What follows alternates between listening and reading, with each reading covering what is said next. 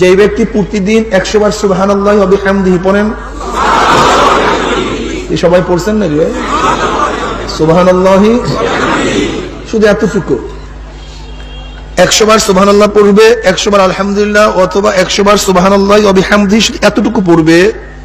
সরদার দু আলম আলাইহিস সালাতু ওয়াস সালাম ফরমান, ওই ব্যক্তির গুনাহ যদি সাগরের ফানা পরিমাণ হয় আল্লাহ সব মাফ করে দেবে।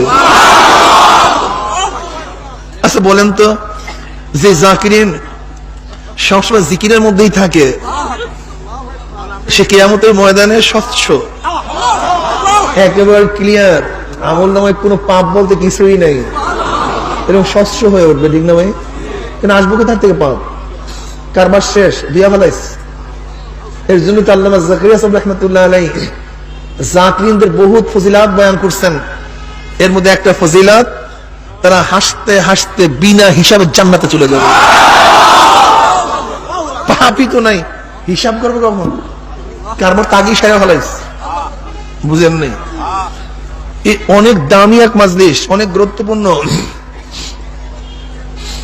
وعن أبي هريرة رضي الله تعالى قال قال رسول الله صلى الله পড়ছেন সবাই সাল্লাল্লাহু আলাইহি। এই একবার সাল্লাল্লাহু আলাইহি ওয়াসাল্লাম পড়ার সাথে সাথে আবু হুরায়রা রাদিয়াল্লাহু আনহু রওয়ায়াত করে, যেই ব্যক্তি